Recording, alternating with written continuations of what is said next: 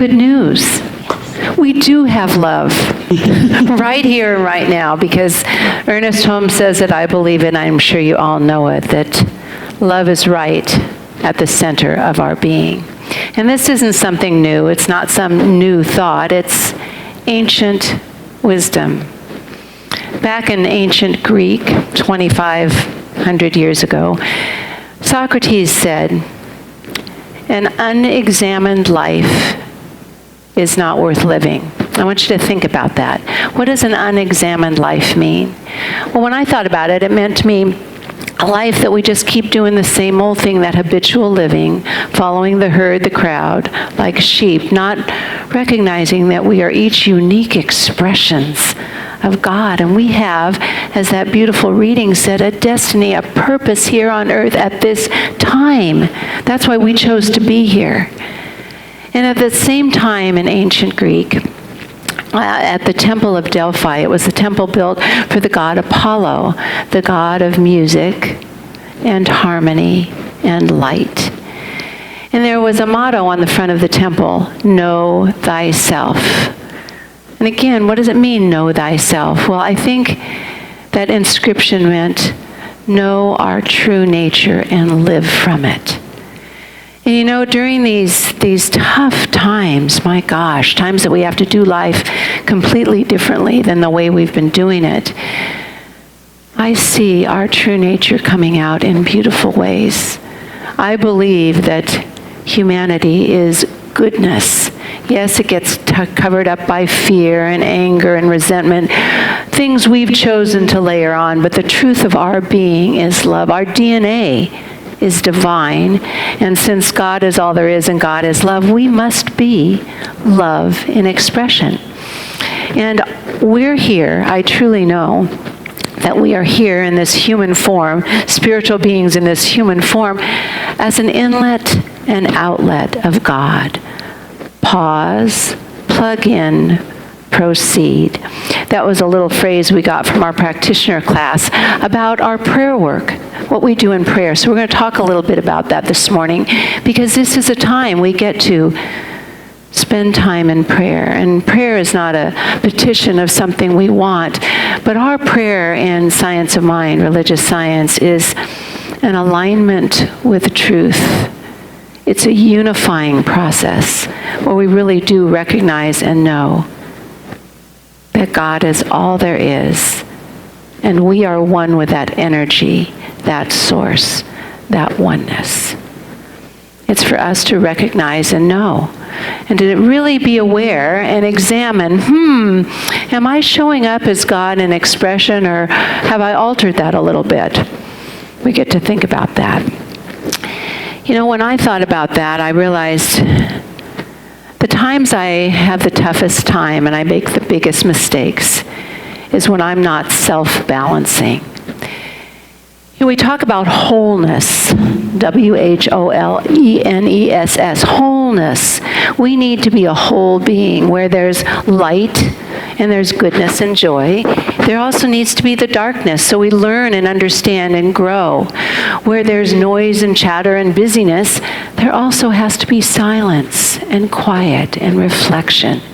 Where we're productive, we also need the time to be still and receive. We need that balance in life. And you know, there are these constant interruptions that happen in life. Life has gotten too busy for a lot of us. There are texts and emails and technology, and there's busyness and things to do and opportunities and go, go, go, go, go, go, go. And I'll tell you something, and this little quote says that the cost of interruptions is high.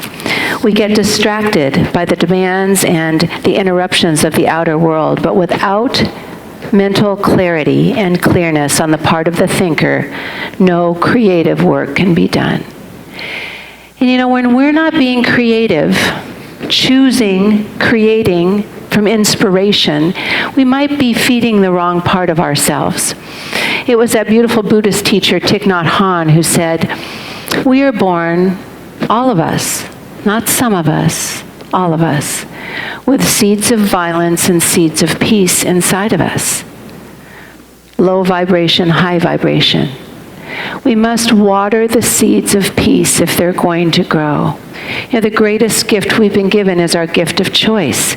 But our choice comes with awareness, being very aware of what we're feeding and what we're doing and where we're going.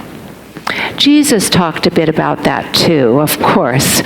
And here's a passage from what he said to the crowds that watched him and his disciples. He said, "Scribes and Pharisees sit on Moses' seat, and they tell you to do what they teach, but don't do it, because they don't do it." And he went on with many different examples of how the scribes and Pharisees weren't practicing what they teach. But here's what he said at the end. He said, "Woe to you, scribes and Pharisees, you hypocrites, for you clean the outside of the cup and the plate." Don't we want the outside of our life to look good? Right? We want to clean it all up so we present ourselves well to the world. But he said, but on the inside you are full of greed and self-indulgence. And his wisdom was, you blind Pharisees, first clean the inside of the cup, which we're having time to do in our lives right now, to do self-reflection and introspection and decide if we're aligned with what's good and right and true, so that also the outside may become clean. Good advice for us. We like the outside clean too, but do your inner work. Do your inner work so we can be in that process of alignment, that pause mode, that we know right where we are, God, love is in its fullness. Another thing that gets me off balance, and boy, I think we've all been riding this roller coaster this last couple of weeks. Feelings. We get tangled up in our feelings. When we let our feelings run our life, we can get in trouble. We need to take care of our feelings. Our feelings are important. They're part of the beauty and the experience here as humans. They're part of what we need, but we've got to realize that I don't know how long, maybe a minute, but let's say 24 hours, we have a whole river of feelings flow through us. Day and night, and even in our dreams, we have the feelings flow through us. That's who we are, feeling beings. But we must take care of those feelings. If we let the feelings take charge of us, we're going to get in trouble. But think about it. Feelings are born. They manifest. They stay a while. Depending on what you do with them, they stay a while, and then they pass away. If you and I can learn to sit on the bank, the river bank of those feelings, and observe them, and recognize why they're here, what they're telling us, what they mean, and use them to make our life better, who's in charge? Our higher self, instead of that lower part of us that just bounces around in our feelings. My boyfriend has a poem about this. His name is Rumi, and his poem is The Guest House. This being human is a guest house. Every morning, a new arrival. A joy, a depression, a meanness. Some momentary awareness comes as an unexpected visitor. Welcome and entertain them all. Okay, I'm going to take a little pause there, since that's part of the title this week, but pause. Welcome and entertain them all. That's a challenge. Some we like, some we don't. Welcome and entertain them all. Even if they are a crowd of sorrows who violently sweep your home empty of its furniture, still treat them honorably. They may be clearing you out for some new delight.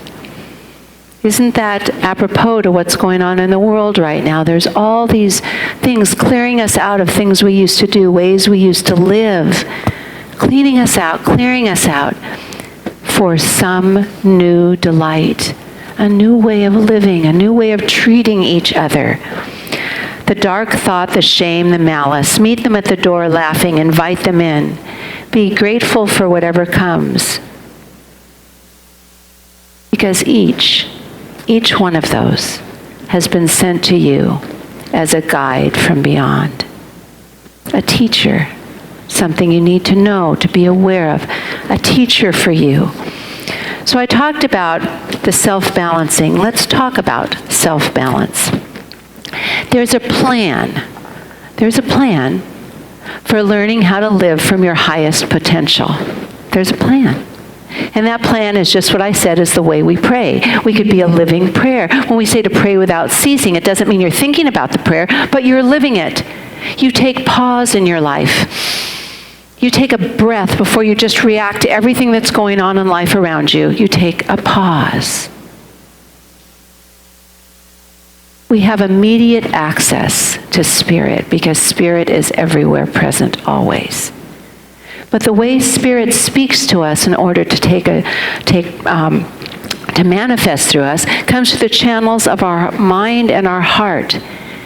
They are the conduits of this message from Spirit. They're the conduits. We have to decide how clean and well kept those conduits are because we may be blocking the flow. We cannot ever disconnect from Spirit. Impossible. But we can block the flow. We can limit the receptivity. Because Spirit, this all-knowing potentiality, this energy that knows everything always, is always giving to everybody the same. But each consciousness has a different receptivity to it. The beauty is you and I can expand our consciousness. I'm going to tell you that first word was pause. I'm going to read something to you from Ernest Holmes in his book, Creative Mind and Success. He says, the first thing to do when we wish a greater understanding. Right now, I think a lot of us want a greater understanding. Why is this happening? Who's it going to happen to? Is it going to happen to me? What am I going to do? Want a greater understanding. It's hard. It's really, really hard to surrender to the fear of uncertainty and the unknown. It's hard. But let me finish. He says, the first thing we need to do when we wish a greater understanding is to be still and to listen to the inner voice. Don't disconnect from Spirit, but disconnect from the monkey mind, the continual chatter, blah, blah, blah, blah, blah, in your own mind. To withdraw for a few minutes, taking in the silence of the soul, what we already know, and then realizing a greater intelligence is enlarging it. Let's say we know. I know because there is a divine plan, everything's going to be okay. We can maybe know that much. But when we go into the silence and we invite Spirit in and know we co-create, co-exist, we are co-partners with God, we let that knowing expand. And think about going out into your day knowing a little bit of things are going to be okay. And then going out knowing everything is going to be okay. I have a part to play. I'm aware. I'm being guided. What do I need to know? Can you imagine the difference if we take that pause?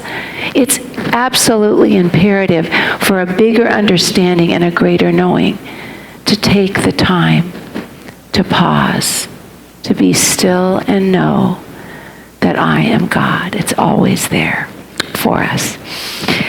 Your calm mind is the ultimate weapon against your challenges, so relax. Remember, Spirit can give us only what we take, and it's time for us to take more peace, more understanding, more love, more beauty, more joy. We've got to do it. As I said, we have immediate access right now to Spirit, immediate, because the doorway to the absolute stands wide open. At the place in us, at the center of our intuitive perception. Now, I don't know where your intuitive perception is, if it's in your higher mind or in your open heart. I'm not sure. But if we pause and just expand in our knowing of truth and then plug into that all-knowing energy of inspiration and creativity. Matthew Fox gives God the name creativity because God only knows to create and make manifest the inlet and the outlet of Spirit. We have to take that time to plug in And when we plug into beauty, love, joy, peace, compassion, and understanding, when we plug into that and we start speaking those words, we're having a conversation with God. That's the way we speak the language of truth. We have to plug in. We have to plug into that. Pause, plug in, and know right where we are. We can speak the word of spirit, the word of truth, the word of beauty, the word of understanding. We can do it now. So we're there, and sometimes it would feel so good to stay there, right? It feels so good just to stay in that place because it's safe here. I can just stay here huddled up and knowing there's truth, there's beauty, there's joy, there's love. We're not designed for that. That's only half of the equation. The other half is we have to go out and do our part. I know I want this world to be the better place, and I know I have a part in the evolution and unfoldment of life as we know it, because we're all here together. We're all here because we have chosen to be here at a very crucial time to bring more beauty, more love, more joy, more understanding, more peace into the world now. And so we have to be courageous beings and go out and live that way. We have to catch ourselves when we've plugged into the wrong source. I don't know what your wrong source is. Too much of what? Too many things. What are you plugging into right now? You'll get to know if you're plugging into the wrong thing. Let me not say wrong, because dualistic thinking can get us in trouble. A lower energy thing, a lower energy source. You're not going to get all the light. Let me ask you some questions. Can you find God in the discord? Peace in the discord? If not, you're not plugged into the right source. Can you find perfection in imperfection? When everything's falling apart, can you know there's something more? I want you to think about that. Can you surrender, as I mentioned before, to that fear of uncertainty? I just don't know. And yes, I do feel a little afraid. I feel big afraid. I feel gigantic afraid. I don't know how long that feeling is coming in and passing through, or if it does. I don't know. But when you can't find the peace, when you can't find the perfection, when you can't surrender to the uncertainty, that's the time to pause and plug in. But once you're there and you're filled up, it's time to go out and live the truth and speak the truth. Share a hand. When I mentioned earlier, it's more than once Kirk and I have broken down into tears because we see the kindness of people. We see how good people are in our community and the world at large. It's almost overwhelming because I believe when we get squeezed, the truth of who we are comes out. And it's the opportunity for us to really focus on that goodness and that beauty and the love and the joy we see. So today, I'm going to ask us to proceed in peace. That's my word for today. We started with love. I'm going to offer that we proceed in peace. And I'm going to give you a little reading from Ernest Holmes.